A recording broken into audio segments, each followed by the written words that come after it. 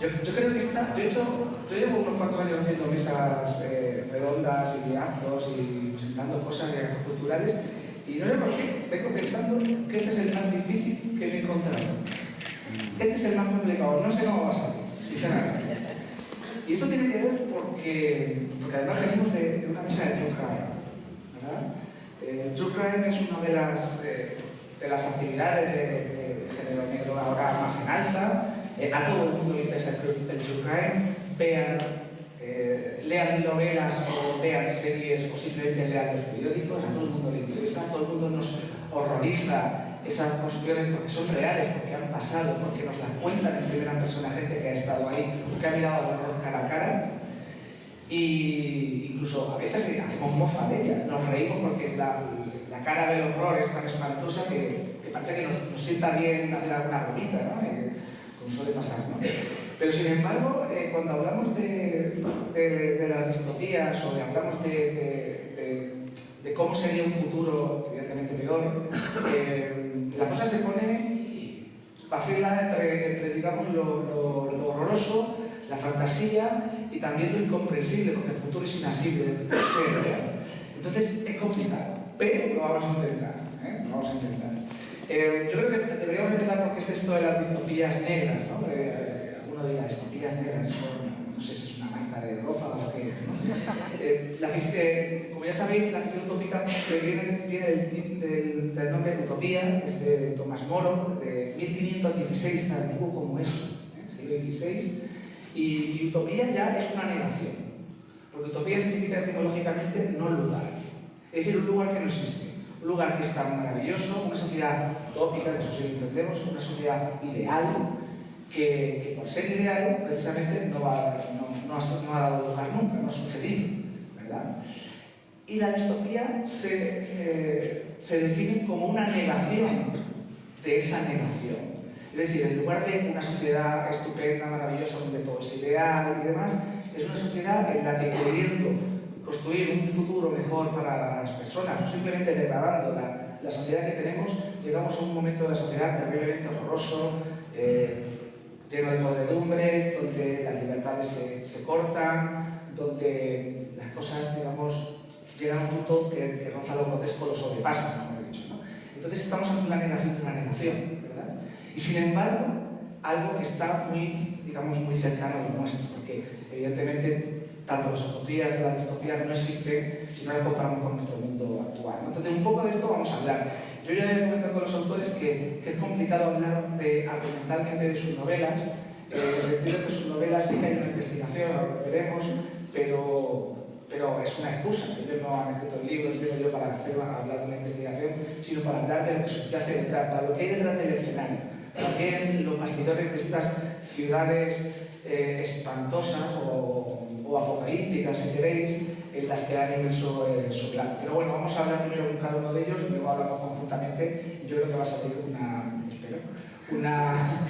un encuentro fascinante, el cual nos dé que pensar, ¿no? Yo creo que es también uno de los focos de interés de esta charla. Bueno, pues empezamos con José Ramón Cabezas. José Ramón Cabezas nace en Ciudad Real, es psicólogo y profesor de la Universidad de Castilla-La Mancha. Entonces, bueno, pues él tiene varias novelas como Requiem por una vela en la caja de música, Orden de búsqueda y captura, El ataque Marshall, que ya es de 2016 o 2017. 16, para que estuvo nominado a varios premios en 2017, y ahora en 2019 han aparecido dos novelas, a la vez, ¿no? Con un par. Sí, con un par literalmente de novelas.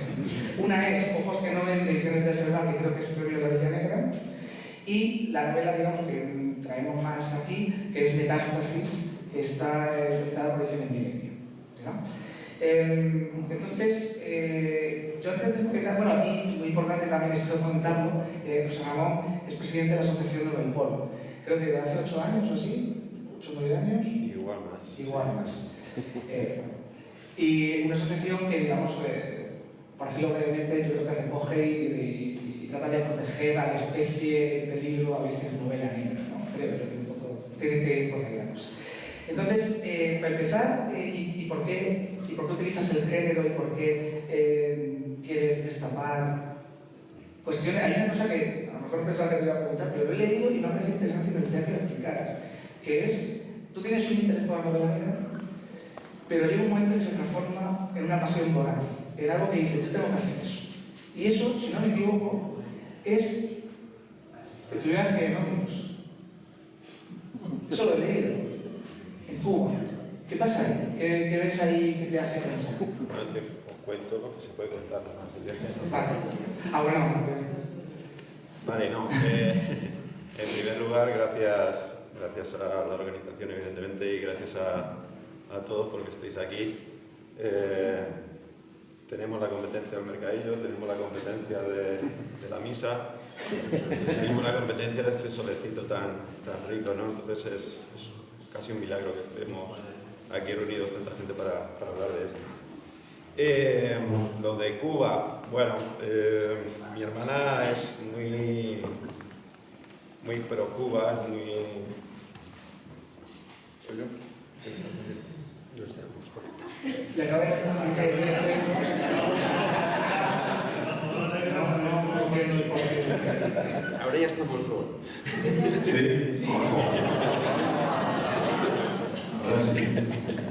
¿Hace falta que repita algo de antes o no? Bueno, el tema del viaje de novios a Cuba, mi hermana, como decía antes, es muy pro Cuba, muy talibana, y bueno, pues nos animó a que el viaje de novios pudiera ser a Cuba.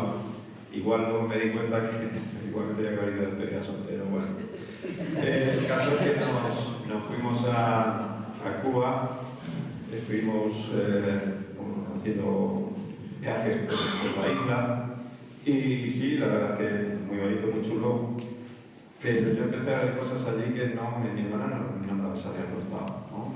Ya en el vuelo de llegar yo vi cubanos pijos, gente muy granizada, con otro lenguaje, otras cosas. Y en determinados contextos, pues yo veía prostitución, yo veía que allí se movían cosas probablemente no legales, tal. Y eso no me lo había contado mi hermana, ¿no? Entonces, al año o a los 2 años, vi que en Semana Negra había dos autores cubanos. Uno era el gran Javier Valle y otro Lorenzo Lunar. Y, joder, voy a intentar conseguir sus novelas. Ciudad Real, bueno, ahora os hablaré si queréis de Ciudad Real. Si miráis luego las noticias del tiempo, salimos ahí muchas veces, un poquito más abajo en Madrid y tal. Y bueno, pues intenté conseguir los libros, contacté con Paco Camarasa, me mandó los libros y claro, yo allí empecé a leer lo que había visto, lo que había intuido en Cuba, ¿no? Entonces, me gustó mucho aquello. Bueno, aparte yo había leído, mi padre era muy de los bolsilibros estos de las aventuras de policíacas y tal, y bueno, yo tenía ahí cierto interés. Y aquello me descubrió eso, es decir, realmente esa es la sociedad que yo vi, que no encontraba en otros sitios, y que aquellos autores, su trayectoria literaria, pues habían relatado y contado cosas además de una forma maravillosa y entretenidísima. Y bueno, pues a partir de aquello, claro, también enganché con Paco Camarasa, que me fue inculcando ahí también el veneno de la novela negra, y bueno, pues a estas alturas sí que me considero un yonki de la novela negra. Y sí, no sé dónde la ha sacado eso, pero sí que es verdad. Es un mis fuentes. Bueno, pues Ramón ahora, como decíamos, esta novela se llama Metástasis. El título ya alude a algo muy evidente, ¿no? Creo que, ahora si quieres lo explicas, creo que tenías otro título, pero al final decidiste, digamos, hacerlo así más contundente, por decirlo así. Y este título hace referencia no solamente a la enfermedad que asola una ciudad, en este caso, digamos, es una ciudad real paralela, es una ciudad que nace de la época de la crisis, ¿no? Digamos, degenerando ciertos comportamientos o ciertas, así que nos cuentas sobre, bueno, pues, dónde quedan las estructuras administrativas, qué pasa con las privatizaciones, qué pasa con esos gente del este que viene con dinero, que se instala, cómo campa cierto tipo de mar a sus anchas, y cómo eso, más que a la enfermedad, a veces se hace referencia a cómo se extiende el mal, cómo se va, digamos, inoculando en cada uno de los estratos de la sociedad hasta llegar a un punto que no sabes dónde empieza el mal y dónde acaba, ¿no? Y ahí hay un inspector, Félix Perea, que va a investigar el fallecimiento de un coordinador regional de empleo, pero en el fondo yo entiendo que esto es una excusa argumental, digamos, una buffy, como queráis, para la parte de la preocupación que es, entiendo que lo haces en Ciudad Real porque la conoces, pero es eso, ¿no? Es cómo se puede degenerar una ciudad, cómo se puede inocular esa enfermedad en todos los estratos. Sí, de hecho no se menciona, creo que no menciona en ningún momento que es Ciudad Real en la novela, pero evidentemente todo el mundo que lo lee lo identifica. Y luego me está pasando una cosa, y es que allá donde he ido a presentarlo, sí que me comenta mucha gente, joder, hablas de Ciudad Real, pero puede ser perfectamente esta ciudad, esta otra y tal. De hecho, cuando Jorge me planteó venir y tal, me dijo, ¿cómo vas a venir? ¿Vas a venir en tren o en coche? Y dije, joder, pues en avión, ¿no? En el aeropuerto de Ciudad Real al aeropuerto de Castellón. Para hablar de distopía, que mejor. Bueno, y la idea, un poco es la muerte del coordinador provincial, que además fue jefe mío hace unos cuantos años, pues es la excusa para hablar de eso. No sé si me permitís. A mí me da mucho gusto, pero también me da mucha rabia déjame que me explique, el pasear por Morella y ver el castillo ahí, ver las murallas, el ir a Toledo, que es la ciudad de mi mujer, ver las murallas, ver todo, ver la ciudad medieval, e ir a Ciudad Real y ver que tenemos ahí una puerta de Toledo que tenemos que poner en todos los sitios porque no tenemos otra cosa, ¿no? Y ver que la ciudad, como me contaba mi abuelo cuando una de las razones por las que yo empecé a escribir, que cuando él era pequeño pues rodeaba gran parte de la ciudad.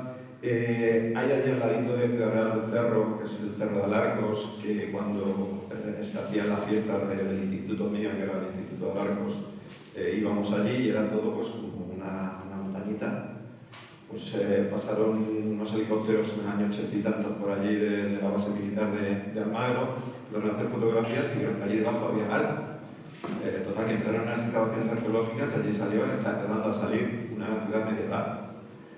La han datado, han documentado aquello y sí, o sea, allí estuvo la famosa ciudad de Alarcos, hubo una batalla de la leche en 1100 y pico, que por supuesto el rey Alfonso VI que estaba allí era muy español y dijo, por mi huevo voy a atacar a los árabes y tal, sin necesidad de que esté la ciudad amurallada del todo, ni esté terminada, y que se metió allí en un jaleo tremendo. Aquella ciudad quedó maldita, hasta el punto que muchos de los que hayáis viajado aquí a Andalucía habéis ido por Despeñaperro, ¿verdad? El camino más difícil para llegar a Andalucía. El más lógico es el Valle de Alcudia, que era por Ciudad Real. Bueno, pues toda aquella zona se convirtió en algo maldito. Incluso el rey Alfonso X el Sabio tuvo que inventarse una aparición de la Virgen allí para que se construyera la catedral y de alguna manera darle cierta dignidad a la ciudad, que era una ciudad de paso, estaba totalmente olvidada, ¿no? Todo esto a que viene, pues que hace 10 años, 12 años, teníamos un equipo de balonmano que era la leche, fue 5 o 6 veces campeones de Europa. Teníamos el AVE, que nos lo habían puesto también unos años antes, y tuvimos aeropuerto, bueno, seguimos teniendo aeropuerto, pero el aeropuerto tenía aviones y tenía vuelos. Y desde Ciudad Real yo podía ir por 50 euros, podía ir un fin de semana a Londres. Leche, o sea, es algo espectacular. Y claro, pensamos que estábamos en el ombligo del mundo. Y luego, cuando empezaron las compañías aéreas a decir que aquello no era rentable, empezaron, típico, ¿no? Cuando se empieza a hundir el barco, las ratas saltando allí. Y claro, aquello se fue al garete, hasta el punto de que se vendió hace 2 o 3 años el aeropuerto, pues bueno, se fueron por 5 millones de euros o algo así, cuando había costado 500 y pico, ¿no? Dinero público la mayor parte de él, ¿no? Durante ese tiempo, hasta que se vendió, que todavía hay tela marinera ahí por cortar, empezaron a aparecer un montón de noticias, pues que si una empresa china quiere poner 100 y pico millones para hacerse en el aeropuerto, bueno, pues mira, que si una empresa rusa quiere poner tanto dinero, el caso es que no le vendían el aeropuerto a esta gente, ¿no? Es decir, allí se veía algo raro. Y claro, es ahí donde empieza lo distópico en mi cabecita enferma, de pensar, ¿y si lo vendieran? ¿Y si lo hubieran vendido a esta gente, estos rusos? Y hubieran reactivado aquellos casinos que querían hacer a mi casa, además, en el Reino de Don Quijote y tal. ¿Qué habría pasado? Y es ahí donde surge la novela, donde decir, ostras, pues mi mente enferma empieza a tirar. Y claro, evidentemente, yo sigo leyendo mucho los clásicos y creo que en el desierto de Las Vegas hay más de un cadáver, ¿no? Pues mira, ostras, pues aquí al lado de mi casa, en todos estos sitios, pues igual también habría movidas de estas. ¿Por qué no? Bueno, pues ahí vas tirando el hilo y te sale al final una metástasis que alude a eso, ¿no? Es decir, es algo que te va carcomiendo por dentro, que tú aparentemente estás bien y tal, pero en un momento determinado te das cuenta que estás verdaderamente jodido, ¿no? Y claro, bueno, pues qué mejor idea, qué mejor reflexión que dejar ese recao, esa reflexión ahí. Vamos con David Llorente. David empieza a publicar novelas antes de lo que algunos creemos, o algunos creéis, porque es verdad que lo conocemos más, sobre todo en festivales, además por sus últimas 3 novelas, pero él ya publica Kira, que fue editada hace poco en el 98, el Bufón, que fue premio narrativa Ramón J. Sender. En 2002 te trasladas a vivir a Praga, estás, no sé, 15, 17 años. 17 años. Ahí también escriben novelas como de Praga, de la mano del hermano muerto, y también hacéis una actividad muy interesante que es actividad como dramaturgo, haciendo obras de teatro que no solamente representas en Praga, sino en varios países de Centro Europa, como Los Ciencias de Chernóbil, Roja Caperucita, que es más reciente, y otras, ¿no? Pero sí que lo conocemos más porque en 2014 te comías el salto a la novela negra, cosa que David no reconocerá nunca, que es Te quiero porque me das de comer, que es premio de Silverio Cañada, que es la primera novela negra, la cual aquí la reconoce como novela negra. Luego publica El Madrid Frontera, que además es premio de Valencia Negra 2016, y premio Hammer 2017, y ahora tienes esta novela que es Europa. Pero antes de hablar de Europa, todo esto que hemos hablado, estas últimas 3 novelas, yo creo que es un David Llorente distinto. Yo creo que has hecho un viaje, no sé, y te has pertrechado de cierta panoplia de armas. No sé si nos quieres contar esto. ¿Cómo ha influenciado entre comillas, el exilio, o como queramos llamar, la actividad como dramaturgo y estas novelas, digamos, de iniciación, para que tú ahora te encuentres con fuerza para hacer lo que haces ahora? Bueno, yo creo que en mi caso sucedió al principio lo que suele suceder siempre con otro joven. Yo por entonces tendría 23 años cuando escribí Kira, ¿no? A partir de experiencias sobre todo que yo tenía en un pueblo de la Sierra de Madrid, ¿no? Por aquel entonces sucedía que por la noche había una perra que aullaba encima de un montón de arena. Esa perra de hecho se llamaba Kira, y ese aullido a mí la verdad es que me gustaba muchísimo, ¿no? Yo estaba durmiendo y por la noche escuchaba ese aullido, ¿no? tan bonito, ¿no? Me intrigó. Entonces al cabo de unos días pues yo empecé a preguntar a la gente del pueblo que por qué aullaba tanto esa perra, y uno me contestó que cuando una perra aulla es que alguien va a morir, ¿no? Entonces a partir de entonces los aullidos no me parecen tan bonitos, ¿no? Porque quién sabe por quién estaría esa perra, ¿no? Estaba deseando que muriera alguien en el pueblo rápidamente, ¿no? Para justificar el aullido, ¿no? Que no fuera yo. A partir de entonces se me ocurrió escribir esa novela, ¿no? Y bueno, pues la mandé a un premio, tuve la suerte que me diera el premio Umbral. Y después, bueno, tuvo una acogida, el libro, etcétera, ¿no? Y me puse a escribir la segunda, y entonces yo me di cuenta de que estaba tirando de demasiado de mi imaginación, ¿no? Mucho más que de haber vivido experiencias, también porque experiencias podía tener yo, ¿no? Pues yo iba a la universidad, estudiaba y escribía, jugaba baloncesto y jugaba cosas más. Entonces saqué, sí, la siguiente novela, que era Bufón, pero yo me di cuenta de que a mí ahí me faltaba algo, ¿no? Yo necesitaba salir y vivir cosas, experiencias y tal, así que tuve la suerte de que me cogieron para trabajar como profesor en Praga, República Checa, y me fui para allá, ¿no? Eso, por supuesto, supuso un corte drástico, ¿no? Porque todo lo que había conseguido yo, si había conseguido algo en la novela, ¿no? Las críticas eran buenas, ¿no? Pues eso se terminó, ¿no? Se extinguió. Así que luego publiqué otra novela allí en República Checa, que ya la hice de manera bilingüe, ¿no? Porque había gente que era español, pero el resto hablaba en checo, entonces era bilingüe. Y luego yo no tenía ninguna esperanza ni ninguna perspectiva de publicar, así que sí es verdad que yo escribía lo que me daba la gana y cómo me daba la gana. Y porque, bueno, esa libertad de saber que no tienes un público, que no tienes un editor, que no tienes a nadie, ¿no?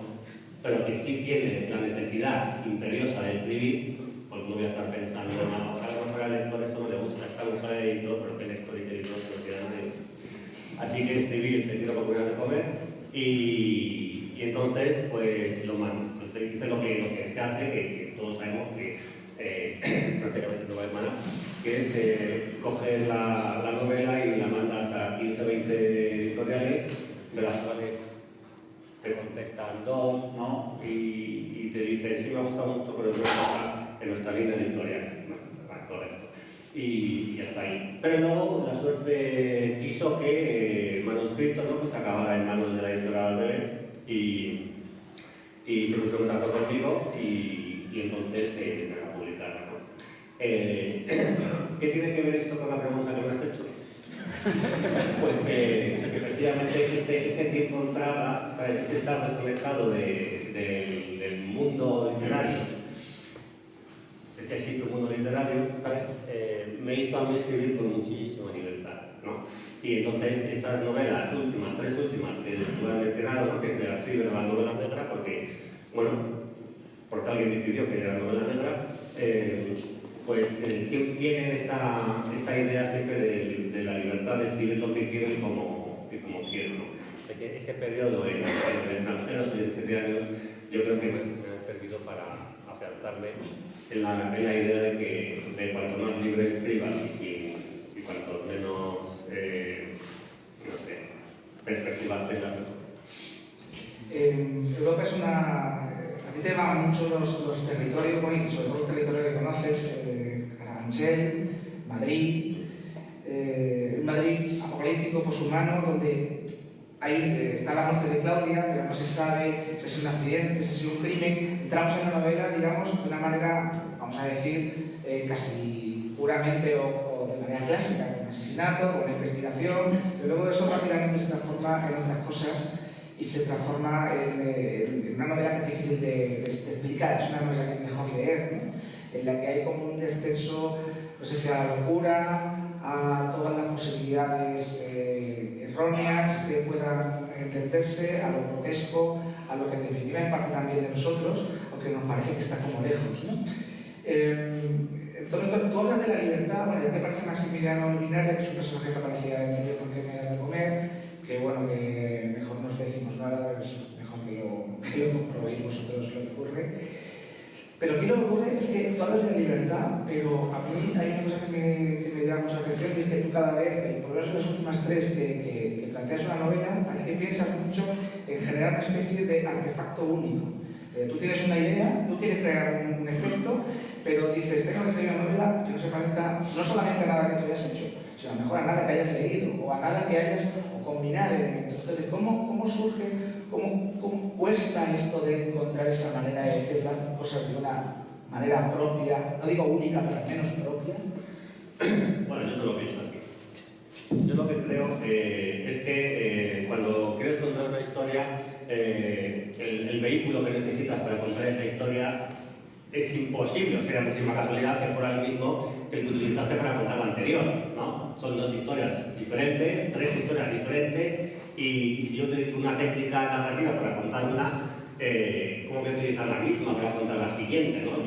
Yo creo, o sospecho, que cada novela necesita una forma diferente de ser escrita, ¿no? Yo no puedo escribir esta última Europa con la técnica narrativa del que me queda de comer, porque habría sido absolutamente imposible, ¿no? Imposible. Ahora, ¿cómo llego a la forma en que tengo que escribirla? Pues no lo sé, simplemente escribiéndola en esa especie de ensayo y error, ¿no? Yo al principio no sé exactamente qué voy a contar, no sé quiénes van a ser mis personajes ni cuál va a ser el argumento, ¿no? Yo tengo una idea del tema del que quiero hablar, del tono y del ritmo que quiero darle al texto y me pongo a escribir. Y por supuesto las primeras veces pues la novela se me muere en las manos, ¿no? Agoniza, intento que tire para adelante, pero al final acaba muriendo, vuelvo para atrás hasta que de repente ya me ilumino y encuentro la técnica que me lleva hacia adelante, ¿no? Entonces no es que yo piense en cómo lo voy a hacer, ¿no? Eso sale solo en el momento en que me doy cuenta de que la novela está funcionando, ¿no? Y realmente la novela funciona porque encuentras la carpintería, ¿no? La estructura necesaria para que todo lo que quieres contar encaje y te lleve hasta el final, ¿no? Claro, en esta novela que pasó, pues que yo sí premeditadamente yo quería mezclar género literario, ¿no? Lo que dices tú de que empieza la novela de una manera clásica, realmente empieza de una manera clásica desde el punto de vista del género negro. Pero yo enseguida, al segundo capítulo, pues derivo la historia para que, según lo que esté contando, necesite las características narrativas que a lo mejor de la ciencia ficción. Y luego sigo contando la historia para que tenga que utilizar una estructura a lo mejor más social o más de diferentes géneros literarios. O sea, en mi cabeza sí estaba desde el principio contar una historia desde diferentes géneros literarios, ¿no? Uno de ellos suele ser la distopía, sí, uno de ellos. Y la verdad lo que dice es muy interesante, y además es muy interesante que tengamos esta mesa justo después de la de True Crime, porque es que son completamente personajes completamente distintas y además de moda ahora. Ahora, no sé, que lo sabéis porque todo el mundo está puesto en series, pero vosotros sabéis que ahora la distopía es algo que está bastante en boga. Ahora HBO estrenó Years and Years, una serie que está bien sobre el futuro inmediato de Inglaterra. Habéis visto Watchmen, seguramente, habéis visto Black Mirror, habéis visto El cuento de la criada, y todas estas cuestiones de un futuro relativamente próximo y supuestamente aterrador, ¿no? sí que están, digamos, en nuestro imaginario, ¿no? Decía Saramago que la alegoría llega cuando descubrir la realidad ya no sirve.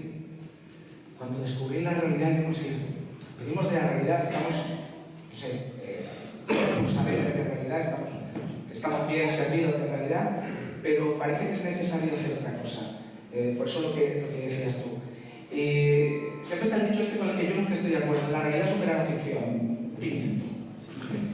No, mentira. Lo que pasa es que tenemos que ser lo suficientemente inteligentes y hábiles para llevar esos mecanismos de la ficción que son propios para contar la realidad de una manera que llegue al lector, ¿no? O cosas que tengan que ver con la realidad. Entonces, ¿cómo manejamos este tema de la realidad y la ficción? Porque ineludiblemente están en vuestras novelas. Es decir, vosotros hacéis una ficción, evidentemente, pero claro, tú estás hablando de una ciudad real que imaginas distorsionada porque hay cosas que te cabrean. Tú estás hablando de un Madrid porque hay cosas que te cabrean. Y por extensión, es a todo el territorio que conocemos, ¿no? ¿Cómo manejamos esa relación? Para mí es difícil porque sí que como lector huyo de aquellas novelas, como lector de novelas negras, a lo que me refiero.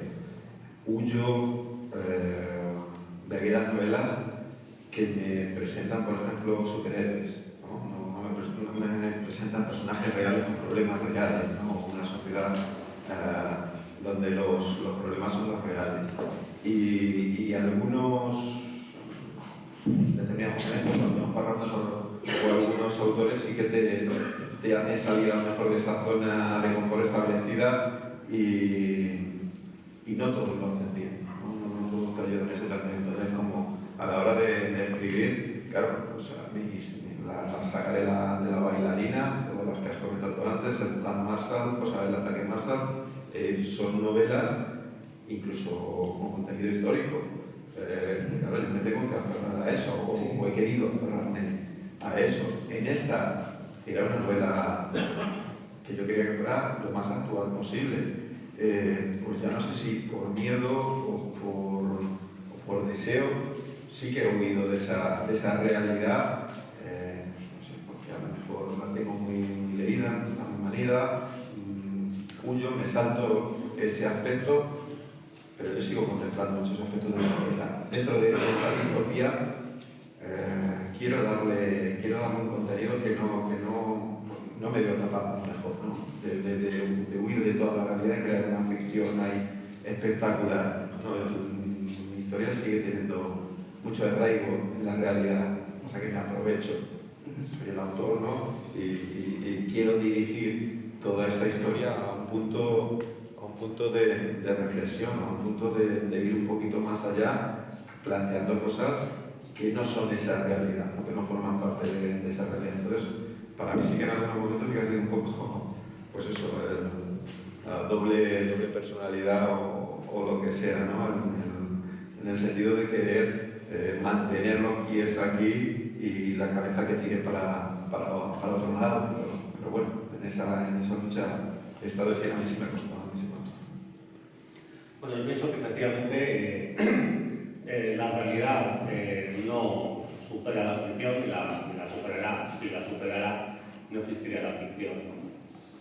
Luego, cuando hablamos de distopías o de ciencia ficción o de elementos fantásticos, siempre se hacen para describir la realidad en la que estamos. Es decir, si escribimos una novela de ciencia ficción o una distopía ubicada al cabo de 100, 200 años, no es para describir lo que va a pasar en 200 años, ¿no? Sino para explicar la sociedad que tenemos ahora, ¿no? Y qué deriva puede tener, ¿no? De tal manera que acabe siendo lo que será, lo que nosotros imaginamos que va a ser dentro de 200 años. A nadie le interesa escribir la sociedad que puede suceder al cabo de 200 años si no es para explicar esta, que no tendría sentido. De todas maneras, dicho esto, y también al hilo de las series que tú has comentado, yo creo que la distopía tiene los días contados, o sea que nosotros a lo mejor nuestras novelas tienen cierta característica distópica, pero ya poco tiempo queda la distopía, ¿no? Yo creo que por dos motivos. Primero, porque tú mismo lo has dicho, esas series, ¿no? Como Years and Years o como Contra la Piedra, etc., ya no es una ciencia ficción, ya no es una distopía situada a 100, 150, 300 años vista, sino dentro de 20, 30 años, dentro de 50 años. ¿Cómo puede ser la sociedad dentro de 50 años? Yo no sé si a eso se le puede llamar distopía, yo no sé si a eso se le puede llamar ciencia ficción, porque son 50 años. Muy poco tiempo, ¿no? Porque claro, los elementos técnicos, científicos, incluso médicos, ¿no? Todo eso junto, ¿no? Están teniendo un avance tan rápido, ¿no? Que somos incapaces de asumirlo, ¿no? Pero si somos capaces de imaginarnos qué puede suceder, ¿no? Entonces, esa distopía es que ya estamos hablando de un futuro muy cercano. Yo ya no lo llamaría de distopía, habría que inventar otro término, ¿no? Hay términos, ¿no? Que ya se están inventando, ¿no? Como el de la hiperficción, que el otro día lo estuve leyendo, me parece muy interesante, y es como la realidad virtual, ¿no? Entra ya en la realidad nuestra, ¿no? Que no son realidades paralelas. O sea, no es una realidad que está en nosotros vivimos y otra que es el entorno de la red, ¿no? Y cómo eso que aparece en ese mundo virtual, a pesar de ser virtual, ya nos está influyendo a nosotros hoy y ahora, ¿no? Y poniendo el ejemplo, lo tengo que leer un libro que se llama Homo Tenuis, ¿no? Que hace referencia a pues hubo alguien en Estados Unidos, ¿no? Que se inventó una criatura para Internet, que era el hombre esbelto, ¿no? No sé cómo es. Sí, Slenderman.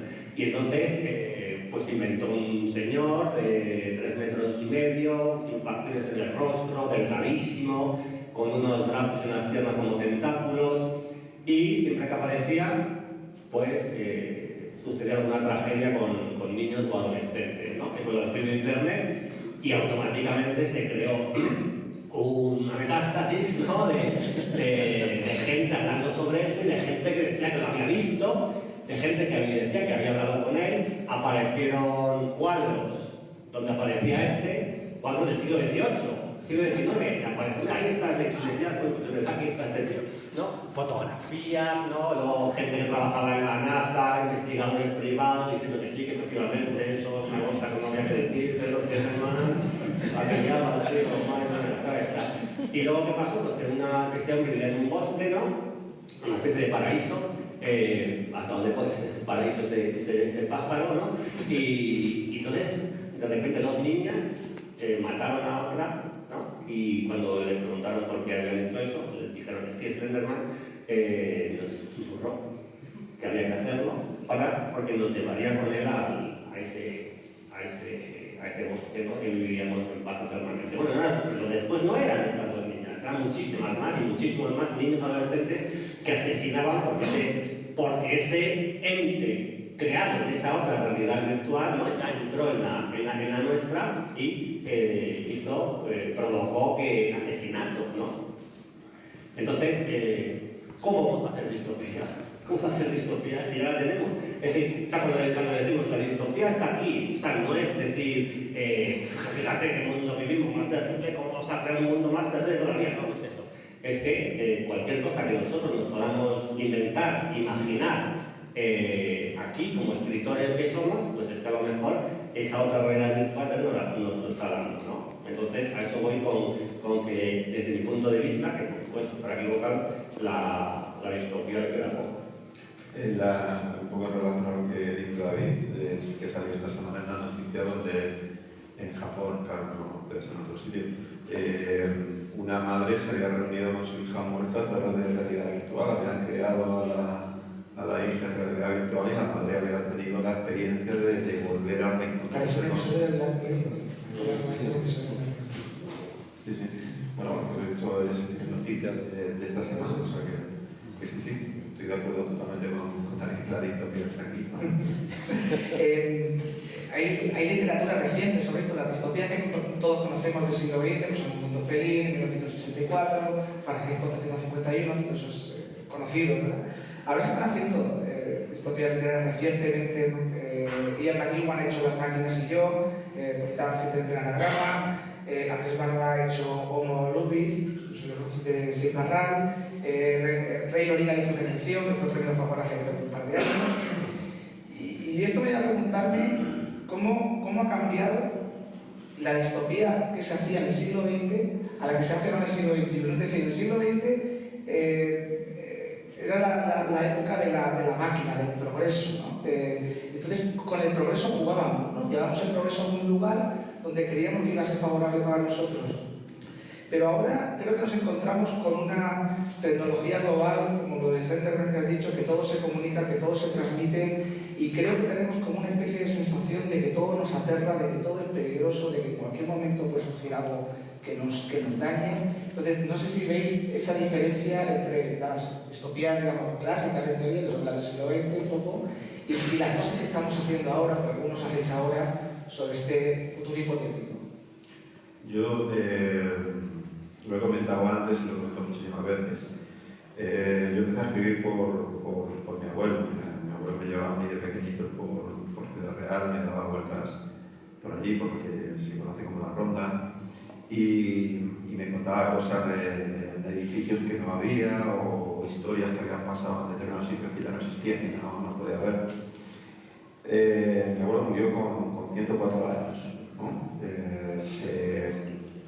Se aprendía le gustaba mucho el fútbol y se aprendía los jugadores nuevos que salían en la liga, que fichaban y tal, se los invitaba a aprender, los llamaba de la manera que les llamaba, ¿no?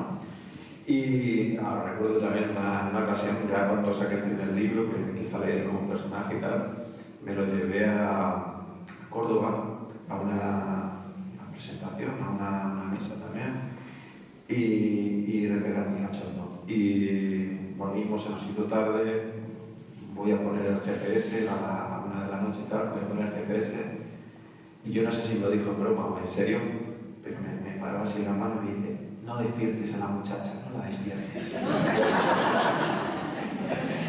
Yo insisto, o sea, yo quería siempre reír y tal, pero no sé si me decía broma o en serio.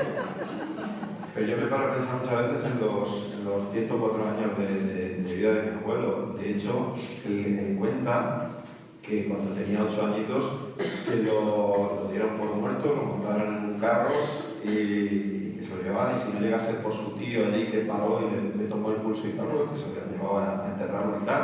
Pero coincidía con la gripe española que hubo en ese momento y tal. Estuvo en la guerra civil, evidentemente. Él pues, resistió al final y siguió en Ciudad Real, pero podía haber pasado a Francia o a algún sitio de estos, podía haber pillado directamente también la Segunda Guerra Mundial, le pilló la transición. Era, a los 104 años, era un tipo muy, muy lúcido, ¿no? que reflexionaba con muchísimo humor, como digo, sobre las cosas. Y claro, a mí lo que me sorprendía muchas veces de mi abuelo era tú le dabas el teléfono móvil y le decías: mira, abuelo, estoy hablando con tal que está en no sé dónde, y incluso ponían la videoconferencia y tal. El hombre se ponía allí, lo miraba y lo asumía, ¿no? Yo no sé si dentro de su realidad eso formaba, no le sorprendía, o no le sorprendía, iba asimilando todo eso. Yo creo que ha llegado un punto en que, por lo menos a mí, esto de la realidad virtual que comentamos del otro día, no me llega a sorprender, o lo tengo normalizado, lo tengo asimilado, pero veo muchísimas de esas cosas posibles dentro de nuestra realidad. Entonces, la distopía, insisto, o sea, me resulta difícil ir más allá de determinados puntos o de determinados aspectos. Admiro mucho a esta gente que hace 50, 60, 70 años se imaginaron unos mundos que luego gran parte de ellos se ha llegado a cumplir, ¿no? Al 100% se ha llegado a cumplir esa realidad, ¿no? Esa capacidad de imaginación. No sé qué datos manejarían, ni qué información tendrían, ni qué visión de futuro, si todo es imaginación o no, pero a mí ya digo, es decir, asimilo muchas de estas cosas como normales, que nos están pasando todas estas pequeñas distopías que suceden, y me cuesta ir un poco más allá. Por eso todas esas obras las admiro mucho, o sea, esos autores y esa capacidad en ese momento de crear esos mundos. Sí, bueno, yo creo que la respuesta a tu pregunta me ocurre bastante sencilla, ¿no? Y es que la ciencia ficción del siglo XX pues es la ciencia del XXI, ¿no? O sea, todo lo que ellos pensaban que no podía ser, hoy es, ¿no? Y también me parece que es toda esa velocidad, ¿no? Que nos impide asumir todos esos avances tecnológicos, ¿no? Que obviamente están sucediendo, ¿no? Sí es verdad que yo veo en la ciencia ficción, la distopía, un punto de inflexión que es el tema del cyborg, ¿no? El hombre mecánico, ¿no? El hombre mejorando tecnológicamente, ¿no? Pero bueno, claro, pensándolo bien, todo esto, o sea, el hombre siempre ha sido un cyborg, ¿no? Es decir, el hombre nunca ha sido nada sin sus herramientas, ¿no? El hombre nunca ha podido hacer nada si no ha creado una herramienta que es la prolongación de sí mismo, desde su brazo, ¿no? De su cabeza, ¿no? La silla, ¿no? Nosotros no podemos estar aquí si no hubiésemos creado estas cosas, ¿no? Nosotros y nuestras herramientas. Pero claro, llega un momento en que todas las herramientas ya no son externas, sino que son internas, ¿no? Pero eso ya existe, ¿no? Un marcapasos, un marcapasos es un cyborg, ¿no? Porque tiene un elemento mecánico que le está dando ahí descargas al corazón para que lata de una manera correcta, ¿no? En Noruega había un señor que tuvo un accidente de tráfico, le cortaron un dedo y se puso un USB, ¿no? Aquí, una memoria USB. Que esa herramienta es bien. Pero fuera de los colegas. Porque si no luego dices 8 gigas de 3 días no vale nada. A ver si lo quieres se lo pone, o sea, se sienta a ver claro, ¿no? Ahí. Oye, ya, tiene pareja, No, Sí, pero tú estás pensando en más utensilios, ¿no? lo meten en el ordenador, lo hacemos nosotros. Ya está, lo saca. Pero no lo pierde. No,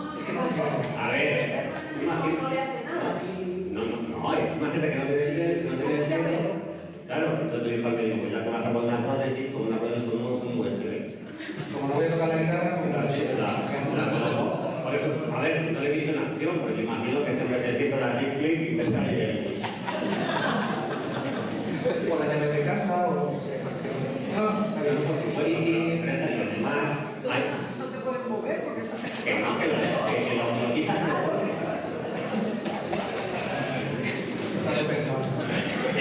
Vamos, que es un detalle, con un USB no te va a ningún lado. Pero, por ejemplo, hay un británico, creo, que en lugar de entidad parece como a Cibor, porque no sé si lo has visto, que usamos el que tiene acá el cráneo, significa aquí, no sé para qué le sirve, para... No sé. Y que no dejamos entrar en el cine, por lo visto, al principio, porque se les van a quedar una cámara, no sé qué. Eso habla Harari, famoso por el libro Sapiens, que luego ha hecho otro libro después a por eso, cuando en este momento que está cerca, según él, dejaremos de llamarnos Homo sapiens porque ya no seremos exactamente eso, sino que nosotros nos habremos convertido en otra cosa. Es una verdad bastante tremenda. Pues yo espero que llegues. Sí. Pues sí, claro. El momento en que te pase algo en un órgano, te lo quiten y te pongan una máquina de funciones totalmente igual, pues ojalá no. Eso yo, vamos a aspirar a los chicos. Está bien, porque en lugar de ir al hospital nos bien. Vale, ahora nos hemos reído, ¿vale? Pero hemos pasado un rato como un poquito funesto, ¿verdad? Hablando de cosas muy negras, cada cosa. Está claro que estamos hablando de esto, es un festival de obra negra, esto no es un festival de humor, ¿vale? Que nos reímos. Pero sí que me gustaría un poco comentar también, porque claro, vosotros, claro, es que a ver, aquí David tiene titulares como creo que ya estamos en el apocalipsis, solo falta el ruido de las trompetas. ¿Sabes? Entonces, vamos a ver. Y luego tú titulas tu primer capítulo, como ya lo dije ayer, las cosas más hermosas de la vida suceden siempre en el reino de la maldad. Y esto viene con la idea de André Gide, que yo siempre cito a Dickens, pero me he dado cuenta de que lo estaba citando mal. Es André Gide quien dice que no se puede hacer buena literatura con buenos sentimientos. Entonces, yo aquí lo que le pregunto es que en vuestras historias, ¿dónde queda la esperanza? ¿Me lo preguntas a mí? Esperanza queda allí, mira. No, a ver, además lo hablábamos ayer en la cena con Marco también, y ha salido la mesa antes, la mesa que decías tú que era muy seria y tal. Los delincuentes son optimistas, ¿no? Todos somos optimistas. Si no, no estaríamos aquí, no vendríamos, no haríamos cosas. Para hacer algo y que me salga mal, o para hacer algo y hacerme daño, no lo hago, ¿no? Siempre hay un beneficio ahí funcional. Entonces, me he encontrado con gente con lectores o lectoras que han dicho, oye, no, a mí me gusta mucho leer novela negra, porque en la novela negra veo esperanza, o sea, veo una lucecita de solucionar de posibilidades, que es incluso más positiva que la realidad, y por eso me gusta, ¿no? Es una forma de huir, pero también de buscar soluciones, de buscar un poquito de esperanza. Yo creo que en el fondo también escribimos muchas veces para ahuyentar nuestros miedos, ahuyentar nuestras preocupaciones y bueno, pues que no me pase esto, que no pase esto, que no suceda este tipo de situaciones. Si no, yo creo que sería muy deprimente ser de otra manera, ese instinto de supervivencia en el fondo, el ser optimista y el tener cierto grado de esperanza. No todo está negativo, a pesar de que hablemos de ello o a pesar de que tengamos interés en hablar de ello. Insisto, para mí somos optimistas y tenemos ese rayito de esperanza como escritores, como seres humanos o como profesionales, si no te levantarías de la cama cada día. Bueno, es que tú cuando haces tus intervenciones dices muchas cosas, ¿no? Entonces, bueno, a ver, yo optimista no soy, pero mejor no digo nada. Luego, claro, siempre, ¿dónde queda la esperanza? En la novela, ¿vale? Que puedes no estar hablando de la esperanza. La esperanza te puede importar un pito cuando estás leyendo en la novela. Pero tú dices que el libro, para ti el libro es una puerta de esperanza, ¿no? Sí, bueno, sí, pero ahora no está hablando de libros. Sí. En general, cuando escribes una novela negra, en ningún momento puedes decir, ¿y dónde queda la esperanza? ¿Qué haces con la esperanza? ¿Dónde queda la esperanza? ¿Qué personaje a lo mejor no quieres hablar de la esperanza? Bien, dicho esto, por ejemplo, en mi novela sí hay esperanza. La esperanza es en que la gente, los personajes, aunque generalmente no acaban muy bien, ¿no? Por lo menos luchan, por lo menos pelean, ¿no? Entonces, el hecho de que estos personajes estén peleando por algo que creen, ¿no? Aunque luego el resultado sea la derrota o el fracaso o la frustración, ¿no? Eso denota cierta esperanza por mi parte, ¿no? Lo que has dicho tú del apocalipsis y las trompetas, claro, en meses de internet o donde sea, y empiezas a sacar titulares de cosas que supuestamente he dicho yo y las otras aquí hace. Pero todos sabemos cuando se hace una entrevista, en esta conferencia en concreto, fue el periodista que me dijo, entonces, según tu opinión, el apocalipsis ya está aquí, ¿no? Y yo dije, sí, solo faltan las trompetas. Sí, pero que sepa que esa entrevista... Pero luego, el titular es, ha venido de todo el mundo, el apocalipsis ya está aquí, solamente hace falta las trompetas. Sí, pero en esa misma entrevista tú hablas que tú eres pesimista, piensas que dentro de 20 o 30 años es una cosa terrible. Sí. No, que yo soy pesimista. No, que sí. Sí, pero porque en la novela, eso iba al hilo, creo yo, de que en la novela aparece un hongo de polución, ¿no? sobre Madrid, ¿no? Que cada vez va bajando más, ¿no? y asfixia a la gente, ¿no? Y los pájaros van cayendo muertos, ¿no? Bueno, a ver. Pero la esperanza con matices. Bien, entonces la idea era esa, ¿no? Claro, el hongo de polución bajaba, ¿no? Y entonces todas las ciudades estaban asfixiadas, ¿no? Entonces la gente que podía, ¿no? Pues lo que hacía era que sus edificios empezaban a los construir más arriba, ¿no? De manera que el hongo de polución al bajar, ¿no? Pues se quedaba aquí, ¿no? Entonces, al construir los edificios más arriba, estas personas que podían estirar en sus edificios, pues podían respirar aire limpio, ver el sol, etc.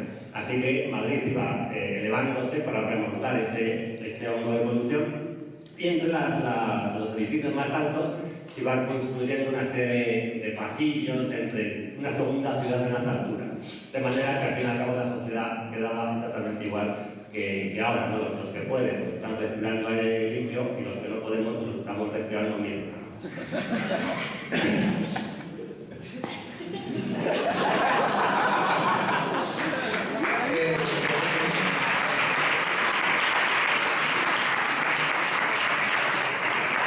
Estamos acabando. Hay una frase que, y lo esto con una frase que no le saqué ayer a Berna, que decía algo así como que, por su novela, que decía algo así como que la maldad no ha cambiado nada en los últimos 200 años, ¿no? En el fondo un poco estamos hablando de esto, ¿no? De lo que somos capaces de ser, ¿no? Y lo que somos capaces de hacer de manera terrible. Y todo esto, estos libros, y está claro que aquí hay un componente de denuncia, hay un componente de la historia, tiene un componente de alerta, también, de advertencia, más que alerta, advertencia, abrir los ojos, que no se engañen. Esto que se dice posiblemente no pase, pero hay otras cosas que están pasando, o esto es una metáfora de otras cosas que están pasando y que van a pasar. Pero yo me pregunto el límite entre el panfleto y la denuncia. El límite entre dar las respuestas al lector y hacer, a lo mejor si queréis, como una metáfora de lo que es Morella Negra, que parece muy acertado, ir con nuestra pala cavando en la tierra, sacando de ese sustrato escondido algo que aparentemente es feo, pero que es sabroso, y que nos acompañe el lector y que se entierre con nosotros. ¿Cómo manejáis y ya colaboramos con eso, esa fina línea entre el que resulte panfletario lo que yo estoy diciendo o que resulte realmente una denuncia, una reflexión, algo que te haga cambiar? Pues con la idea, yo creo que la verdad de la novela negra en general es una novela social o con contenido social, pero no por lo que dicen los personajes ni por el mensaje directo que te mandan, sino por la descripción, los elementos, las soluciones que se plantean en un momento determinado. Aquí igual, cuanto más directo que hablas, más adoctrinamiento, más no sé, menos reflexión, no puedes dar todo cerrado a al lector. Tú le das determinados puntos y como los crucigramas que hacíamos de pequeñitos de completar los dibujos. Tú vas lanzando tus mensajes, pero no de manera directa, sino con ejemplos, con situaciones, con elementos que tú has pensado en un momento determinado y lo dejas salir y la gente completa ese dibujo. Yo trabajo por las tardes trabajo en una asociación con chavales que tienen déficit de atención e hiperactividad y normalmente las personas no leemos todas las frases, ¿no? Una vez que tienes la lectura, el proceso de lectoescritura escrito, tú no lees todas las letras de la palabra, sino que vas completando. El problema que tienen estos chavales muchas veces es que ellos, si yo leo 3 letras, ellos leen una, y el autocompletado es como los teléfonos, como el corrector ¿verdad? Completan cualquier cosa y entienden otra. Pero es esto, es decir, tú en la novela vas dejando esas 3 primeras letras y el lector va completando. Bueno, yo creo que esa es la manera de dejar ese cargo de cultivo ahí, esa reflexión. Yo es una de las cosas que persigo y creo que la estrategia es esta, es decir, no dar mensajes directos, sino tú plantear situaciones y que la gente autocomplete eso con su propia reflexión, si no sería también un poco insultar al lector. Sí, yo creo que hay un error muy común y es confundir el autor con el narrador. Entonces, cuando dices tú la diferencia entre lo panfletario y lo que has dicho, la crítica. Sí, claro, panfletario sería si el lector está leyendo la novela y dice, joder, David, mira lo que está David, ¿no? Aquí David pegando el libro. Pero no, claro, es que el autor tiene que desaparecer muy detrás del narrador. O sea, tiene que ser una voz narrativa que te esté contando una historia. Si el lector saca sus ideas y saca sus conclusiones, no, panfletario sería si se dice clarísimamente al autor ahí dando su opinión, saca una frase de en la cabeza unos elementos, ¿no? Pero es un error muy común. Me acuerdo una vez en un ¿cómo se llama? En un club de lectura en Cuenca, creo que era, que yo ya he publicado, te quiero poner de comer, que hay un asesino en serie, hay un poquito, bueno, sanguinario y tal. Y entonces terminé de hablar lo que tenía que decir y entonces llegaron 3 personas y me dijeron, ya estamos mucho más tranquilas porque hemos visto 3 nombres. Claro, ¿por qué? Porque estábamos confundiendo al narrador con el autor. Estaban pensando que yo por escribir esas cosas pues tenía que ser tan brutal como ese narrador, como el personaje que estaba tratando. Bueno, pues se nos acaba el tiempo ya.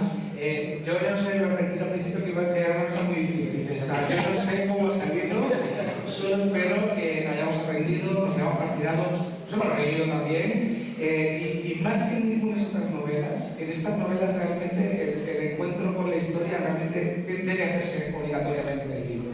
Es casi imposible que os explicáramos esto, ¿no? Yo creo que por lo menos hemos intentado dar un aperitivo, como haremos, un aperitivo delicioso, así que, como siempre, el final de esta aventura de esta tarde, de esta mediodía, termina en Europa, termina en Metástasis. Espero que os compréis y vamos a despedir a nuestros autores.